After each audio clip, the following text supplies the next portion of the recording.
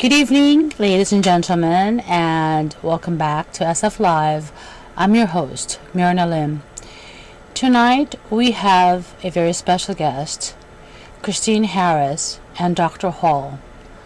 What makes our segment tonight so special is the fact that we are covering an area that a lot of people are not aware of. We're talking about electronic harassment. We're talking about directed energy. We're talking about microwave terrorism. A lot of us only know about this type of terrorism when we see Star Wars or Star Trek. The average person, you and I, don't even know this type of stuff exists. We like to watch James Bond movies and find out that they are being directed with electronic magnetic forces that controls them.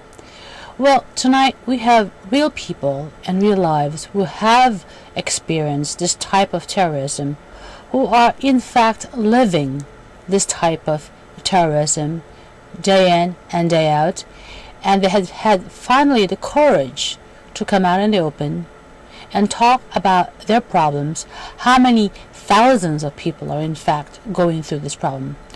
Well, welcome, Christine. How are you? Good. How are you? So anyway, I'm so glad you're here. So could you tell our folks what you've been experiencing before Dr. Hall calls in 5 minutes? Well, I have to say part of my targeting started on August 7th, 2008 at 8:45 in the morning when I was covertly gang stalked. I guess it's a technique that people use to intimidate people. Right. And a variety of things have happened. So I've had a handheld directed energy microwave weapon used on me. I actually visually saw the man with the weapon and felt the energy, and then a week later I became very, very ill. And then I started doing research and realized that there are weapons being used on people without their knowledge. So, hello, Dr. Hall, is that you? Yeah, it's me. Oh, hi, Dr. Hall, how are you?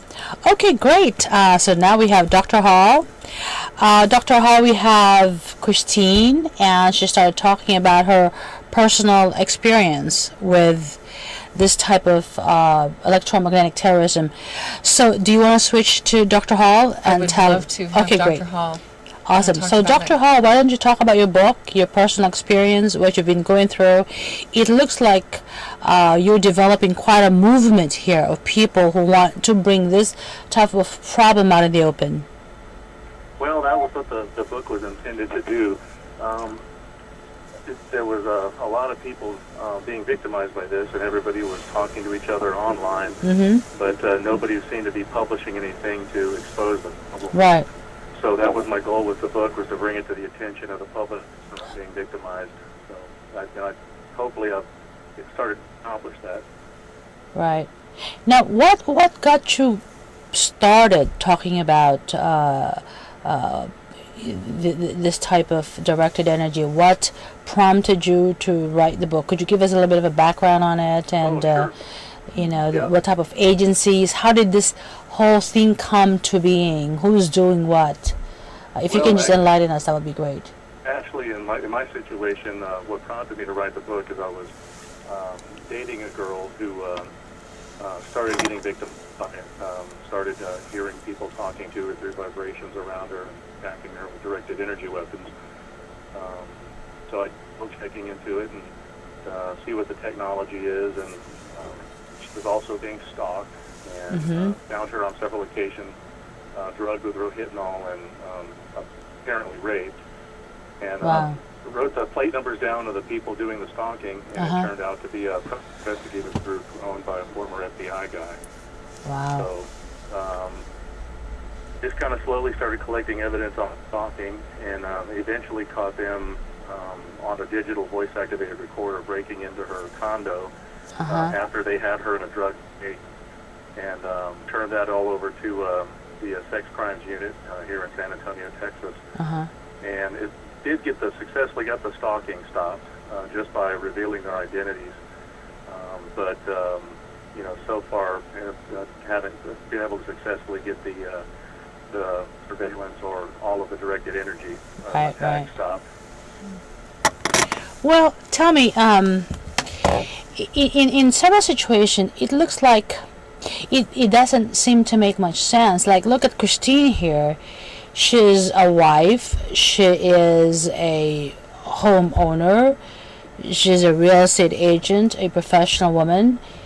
She's just going about her life, not being a threat and not really hurting anybody. She got into a little bit of a tiff with her property manager because she asked for some information, which is very normal, actually. What's the big deal about asking for a piece of paper? And then suddenly she's leading this quantum life. What's up with that?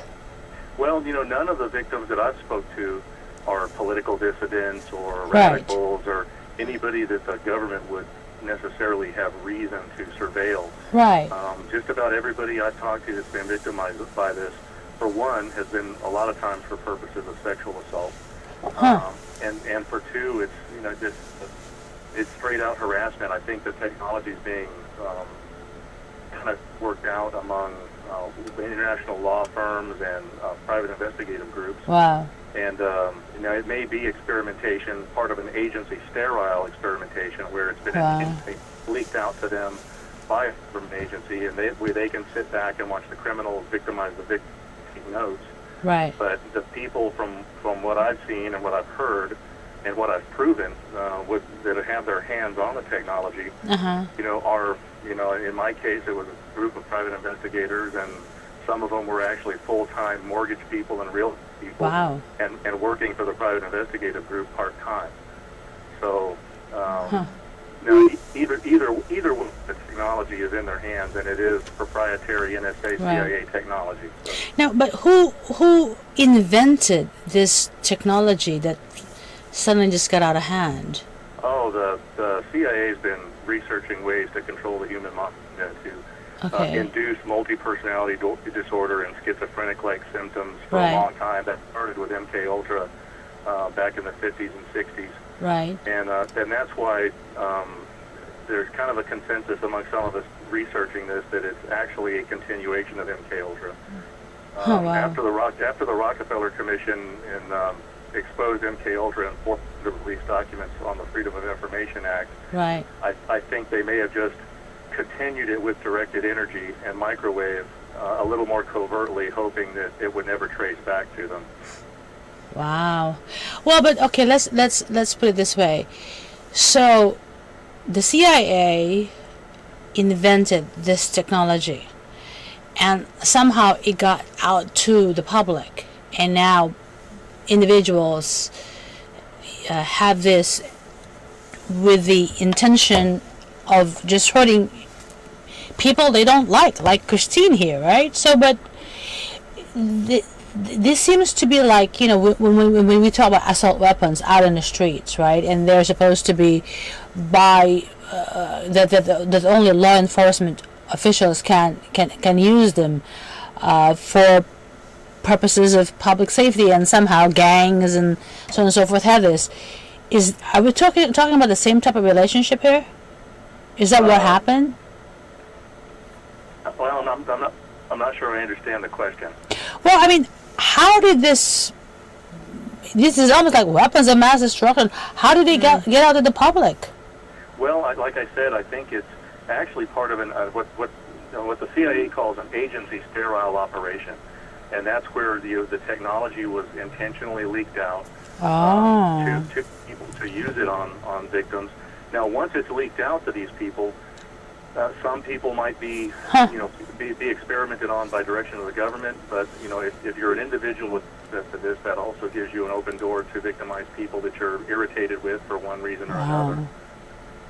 So it's that's actually what I think it is, because it was well known during MK Ultra that the CIA would use front companies, hoping that the experimentation wouldn't get traced back to them.